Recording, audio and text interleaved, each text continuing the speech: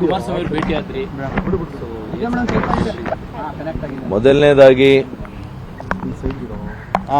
ನಮ್ಮ ಭಾರತೀಯ ಜನತಾ ಪಕ್ಷದ ಎಲ್ಲ ಹಿರಿಯ ಮುಖಂಡರುಗಳು, ಪ್ರಧಾನಮಂತ್ರಿಗಳು, ನಮ್ಮ ನೆಚ್ಚಿನ ನಾಯಕರು ಮಾನ್ಯ ನರೇಂದ್ರ ಮೋದಿ ಅವರು, ನಮ್ಮ ರಾಜ್ಯದ ಮಾಜಿ ಮುಖ್ಯಮಂತ್ರಿಗಳು ಮಾನ್ಯ ಯಡಿಯೂರಪ್ಪನವರು, ಬಸವರಾಜ ಬೊಮ್ಮಾಯಿರವರು, ನಮ್ಮ ರಾಜ್ಯಾಧ್ಯಕ್ಷರು ವಿಜೇಂದ್ರ ಅವರು, ನಮ್ಮ ಮಾಜಿ ಮುಖ್ಯಮಂತ್ರಿಗಳು ಕುಮಾರಣ್ಣವರು, ಇವರೆಲ್ಲರ ಸಹಕಾರದೊಂದಿಗೆ ಮೊದಲನೇ ಬಾರಿ ನಾನು ಲೋಕಸಭೆ ಚುನಾವಣೆಯನ್ನ ಎದುರಿಸಲಿಕ್ಕೆ ಒಂದು ಅವಕಾಶವನ್ನು ಕೊಟ್ಟಿದ್ದಾರೆ. ಅದಕ್ಕೋಸ್ಕರ ನಾನು ಹೃದಯಪೂರ್ವಕವಾದಂಥ ಕೃತಜ್ಞತೆಯನ್ನು ನಮ್ಮ ಪಕ್ಷದ ಎಲ್ಲ ನಾಯಕರುಗಳು, ನಮ್ಮ ವಿರೋಧ ಪಕ್ಷದ ನಾಯಕರು ಆರ್ ಅಶೋಕ್ರವರು ವಿಶೇಷವಾಗಿ ಎಲ್ಲರೂ ಕೂಡ ನನಗೆ ಇವತ್ತು ಸಹಕಾರ ಬೆಂಬಲವನ್ನು ಸೂಚಿಸಿದ್ದಾರೆ. ಅವರಿಗೆಲ್ಲ ಕೂಡ ನಾನು ಆಭಾರಿಯಾಗಿದ್ದೇನೆ. ಅದೇ ರೀತಿ ನನ್ನ ಆತ್ಮೀಯರು, ಹಿರಿಯರು ಆದಂಥ MTV ನಾಗರಾಜನವರು, ನಮ್ಮ ಕ್ಷೇತ್ರದ ಎಲ್ಲ ಮಾಜಿ ಶಾಸಕ ಸ್ನೇಹಿತರುಗಳು, ಶಾಸಕ ಸ್ನೇಹಿತರುಗಳು, ಎಲ್ಲ ಹಿರಿಯ ಮುಖಂಡರುಗಳು, JDSನ ಅನೇಕ ಮುಖಂಡರುಗಳು, ಮೊದಲೇ ನಾನು ಮಾಜಿ ಪ್ರಧಾನಿಗಳನ್ನು ಕೂಡ ಭೇಟಿ ಮಾಡಿ ಅವರ ಸಹಕಾರವನ್ನು, ಅವರ ಆಶೀರ್ವಾದವನ್ನು ಬಯಸಿದ್ದೆ, ಅವರನ್ನು ಕೇಳಿದ್ದೆ. ಹಾಗಾಗಿ ಎಲ್ಲರೂ ಕೂಡ ನನಗೆ ಆಶೀರ್ವಾದವನ್ನು ಮಾಡಿದ್ದಾರೆ. ಇವತ್ತು ಇಡೀ ಚಿಕ್ಕಬಳ್ಳಾಪುರ ಲೋಕಸಭಾ ಕ್ಷೇತ್ರವನ್ನು ಭಾರತದ ಭೂಪಟದಲ್ಲಿ ಒಂದು ಅತ್ಯಂತ ಮಾದರಿ ಲೋಕಸಭಾ ಕ್ಷೇತ್ರ ಮಾಡಲಿಕ್ಕೆ ಅಭಿವೃದ್ಧಿ ದೃಷ್ಟಿಕೋನದಿಂದ ಪ್ರಾಮಾಣಿಕ ಪ್ರಯತ್ನ ಮಾಡ್ತೇನೆ.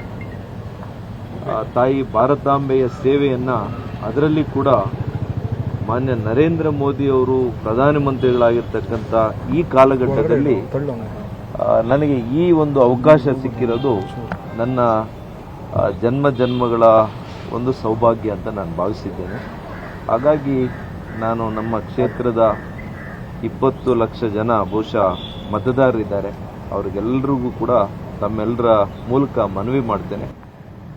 ಚಿಕ್ಕಬಳ್ಳಾಪುರ ವಿಧಾನಸಭಾ ಕ್ಷೇತ್ರದ ಅಭಿವೃದ್ಧಿಯನ್ನು ತಾವು ನೋಡಿ, ಇವತ್ತು ಸುಧಾಕರ್ ಅಂದರೆ ಯಾವ ರೀತಿ ಅಭಿವೃದ್ಧಿ ಮಾಡ್ತಾರೆ ಅನ್ನುವಂಥದ್ದನ್ನು ತಾವು ಕಾಣ್ಬೋದು.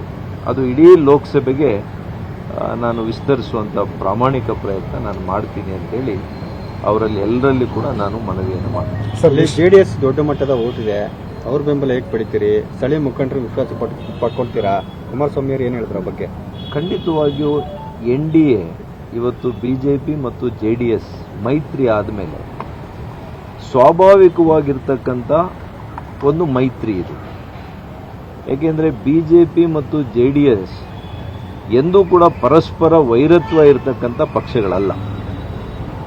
ಅದೇ ನೀವು JDS ಕಾಂಗ್ರೆಸ್ಸು, JDS ಉದಯ ಆಗಿದ್ದೇ ಕಾಂಗ್ರೆಸ್ನ ವಿರೋಧ ಮಾಡ್ಕೊಂಡು ಆ ಪಕ್ಷ ಉದಯ ಆಗಿರುತ್ತೆ, ನೀವು ಇತಿಹಾಸ ನೋಡಿದಾಗ. ಹಾಗಾಗಿ ಸ್ಥಳೀಯ ಕಾರ್ಯಕರ್ತರಿರ್ಬೋದು, ಉನ್ನತ ಮಟ್ಟದ ನಾಯಕರುಗಳಲ್ಲಿ ಆ ಎರಡು ಪಕ್ಷಗಳ ಜೊತೆ ಸಮನ್ವಯತೆ ಬರದೇ ಇಲ್ಲ. ಆದರೆ ಇದು ನ್ಯಾಚುರಲ್ ಅಲಯನ್ಸ್ BJP ಮತ್ತು JDS. ಹಾಗಾಗಿ ನನಗೆ ಸಂಪೂರ್ಣ ವಿಶ್ವಾಸ ಇದೆ, ಇಡೀ ರಾಜ್ಯದಲ್ಲಿ ನಾವು ಹಾಲು ಜೇನಿನಂತೆ ಇವತ್ತು ಬೆರೆತು ಕೆಲಸ ಮಾಡುವಂಥದ್ದಾಗ್ತದೆ. ಒಂದು ಬಹಳ ಒಳ್ಳೆಯ ಫಲಿತಾಂಶ ಕೂಡ ನಮ್ಮ ರಾಜ್ಯದ ಜನರು ತೀರ್ಮಾನ ಮಾಡ್ತಾ ಇದ್ದಾರೆ, ಮಾಡಿದ್ದಾರೆ. ಯಾಕೆಂದರೆ ಎಲ್ಲರೂ ಕೂಡ ಮತ್ತೆ ಮೋದಿಯವರನ್ನು ಪ್ರಧಾನಮಂತ್ರಿಗಳನ್ನಾಗಿ ಮಾಡಬೇಕು ಅನ್ನುವಂಥದ್ದೇ ಎಲ್ಲರ ಮನಸ್ಸಿನಲ್ಲೂ ಕೂಡ ಬೇರೂರು. ಸರ್, ಯಲಹಂಕ ವಿಶ್ವನಾಥ್ ಅವರು ಅವ್ರಿಗೂ ಟಿಕೆಟ್ ಬೇಕು, ಅವ್ರ ಮಗನಿಗೂ ಟಿಕೆಟ್ ಬೇಕು ಅನ್ನೋ ಒಂದು ಹೇಳಿಕೆಯನ್ನು ಕೊಟ್ಟಿದ್ರು. ತಾವೇನಾದ್ರೂ ಅವ್ರ ಜೊತೆ ಮಾತಾಡಿದ್ರು ಸರ್? ಟಿಕೆಟ್ ಮಾತಾಡ್ತೇನೆ. ಈಗ ಅವರು ಕೂಡ ನಮ್ಮ ಹಿರಿಯ ನಾಯಕರು, ನನಗೆ ಅತ್ಯಂತ ಆತ್ಮೀಯರು, ಸಹೋದರ ಸಮಾನರಾಗಿರುವಂಥವರು. ನಾನು ಅವ್ರ ಹಿಂದೆ ಕೂಡ ಮಾತನಾಡ್ಕೊಂಡಿದ್ದೀನಿ. ನಮ್ಮಿಬ್ಬರಲ್ಲಿ ಯಾರಿಗಾದರೂ ಆಗಲಿ ನಾವು ಪರಸ್ಪರ ವಿಶ್ವಾಸದಿಂದ ನಾವು ಕೆಲಸ ಮಾಡೋಣ ನಮ್ಮ ಕ್ಷೇತ್ರಗಳಲ್ಲಿ. ಆದರೆ ಸ್ಥಳೀಯರಿಗೆ ಬಿಟ್ಟು ಹೊರಗಡೆಯವರಿಗೆ ಕೊಡೋದು ಬೇಡ ಅಂತೇಳಿ ನಾವಿಬ್ಬರೂ ಕೂಡ ಮಾತನಾಡ್ಕೊಂಡಿದ್ವಿ. ಅದಕ್ಕೆ ಮನ್ನಣೆಯನ್ನು ನೀಡಿರ್ತಕ್ಕಂಥ ನಮ್ಮ ಪಕ್ಷದ ವರಿಷ್ಠರಿಗೆ ಕೂಡ ನಾನು ಧನ್ಯವಾದಗಳನ್ನು ತಿಳಿಸ್ತೇನೆ. ಮಾನ್ಯ ವಿಶ್ವನಾಥರವರು ಬಹಳ ಪ್ರಬಲ ನಾಯಕರು. ಯಲಹಂಕದಲ್ಲಿ ಅವರದೇ ಆದಂಥ ಒಂದು ಪಡೆಯನ್ನು ಮತ್ತು ಪಕ್ಷವನ್ನು ಬಹಳ ಒಳ್ಳೆ ರೀತಿಯಲ್ಲಿ ಸಂಘಟನೆಯನ್ನು ಮಾಡಿದ್ದಾರೆ. ಖಂಡಿತವಾಗಿಯೂ ಕೂಡ ಪಕ್ಷಕ್ಕೆ ಪೂರಕವಾಗಿ ಅವ್ರ ನಿರ್ಣಯಗಳಿರುತ್ತೆ. ಯಾವಾಗಲೂ ಕೂಡ ಅವರು ಪಕ್ಷದ ಪರನೇ ಇರ್ತಾರೆ. ನನಗೆ ಪೂರ್ಣ ವಿಶ್ವಾಸ ಇದೆ. ನನಗೆ ಅವರು ಸಹಕಾರವನ್ನು, ಮೋದಿಯವರಿಗೆ ಮತವನ್ನು, ಬಿಜೆಪಿಯ ಅಭ್ಯರ್ಥಿಯನ್ನು ಗೆಲ್ಲಿಸೋದ್ರಲ್ಲಿ ಅವರು ಕೂಡ ಪ್ರಧಾನವಾದಂಥ ಪಾತ್ರವನ್ನು ವಹಿಸ್ತಾರೆ ಅಂತ.